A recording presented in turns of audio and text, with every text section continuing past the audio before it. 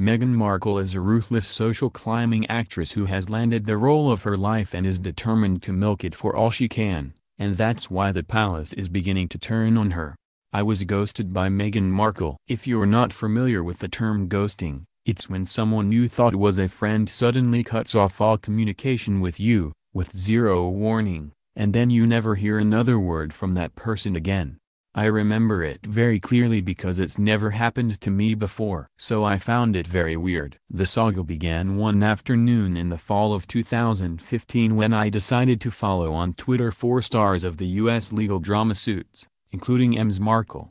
Within minutes, she sent me a private direct message. "Well, hello there, thanks for the follow, big fan of yours," I replied, and for the next few months, we corresponded on a regular basis. We'd chat about everything from US gun violence, she shares my horror of it, to a charity trip she made for the United Nations to Rwanda, spinning classes, calligraphy, and our joint hatred of 4 a.m. filming call times, hers for Suits and mine for Good Morning Britain in the UK.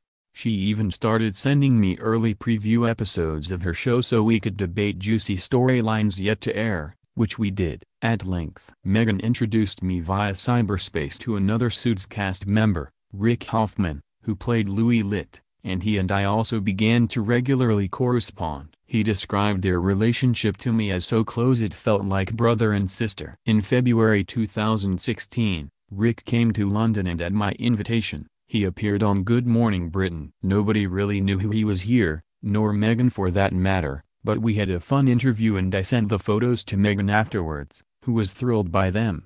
In early June 2016, she messaged me to say, "I'm in London for a week of meetings and Wimbledon. Would love to say hi." I suggested my local pub, the Scarsdale Tavern in Kensington, ironically just a few hundred yards from where she now lives at Kensington Palace.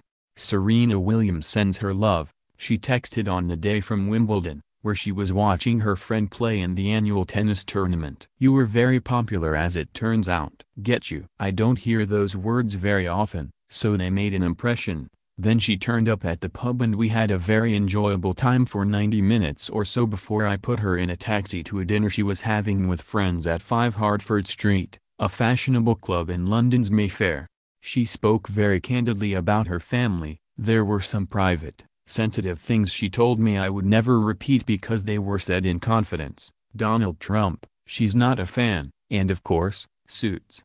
She asked me for advice on her career and the media, and if she could come on Good Morning Britain next time she was over, which I said I would arrange. From the cab, Meghan sent me a series of texts thanking me and saying she was looking forward to meeting up again next time we were in the same city.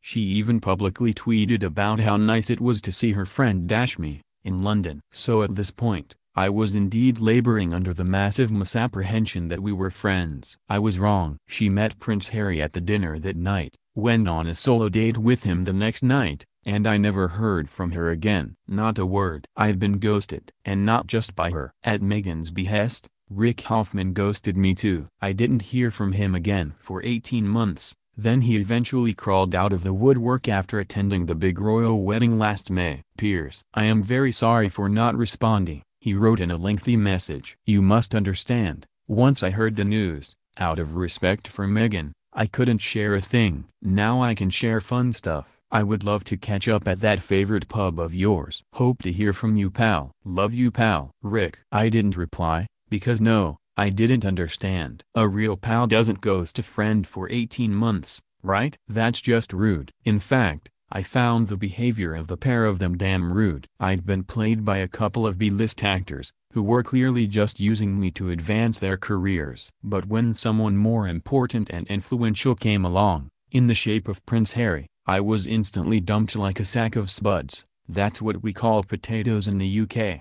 Now, on a certain level, I grudgingly admire the work. And frankly, who am I, a former tabloid newspaper editor, to take a dim view of such ruthless antics? But on another level, the whole experience left me feeling suspicious and cynical about Ms. Markle. And nothing in her behavior since marrying Prince Harry has alleviated those concerns. From the moment I read that he barked what Meghan wants, Meghan gets. At palace courtiers in the run-up to the wedding, My heart sank because I fear that's exactly what she's used to getting. And anyone or anything that may not give her what she wants or gets in the way of her social climbing self-advancement gets discarded. Her first husband ditched as her suit's career took off. Her dysfunctional family banned from the wedding. All of them. Her poor old ailing dad cut off and disowned for struggling to cope with media attention about his daughter. Meghan swapped her dreary, problematic old real world for a thrilling new fantasy world of the Queen, Michelle Obama and the Clooneys. Only her mother Doria made the cut to Princess Meghan's triple_A-list new life. But pieces of work never change their spots. Now,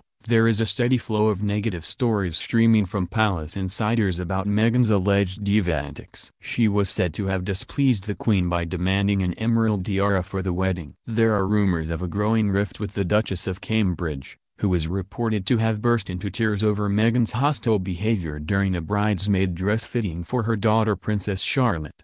Kate was also reported to have complained about Meghan being needlessly unpleasant to a royal member of staff. Meghan's personal assistant Melissa Tubati recently quit after just 6 months in the job after also being left in tears. Royal courtiers are said to be already fed up with her domineering and dictatorial attitude that involves daily 5 a.m. email demands and even led to her apparently insisting on air fresheners to hide the musty odor of St. George's Chapel, Windsor Castle. It was an absurd request that was very firmly denied. When palace insiders start leaking this amount of damaging mud, you can be certain that much of it is true. And given my unfortunate experience with her, I'm afraid I'm not remotely surprised. It's got nothing to do with sexism or racism, as some ridiculous commentators have suggested. No, I think it's far simpler than that. Meghan Markle is a self-obsessed professional actress who has landed the role of her life and is determined to milk it for all she's worth.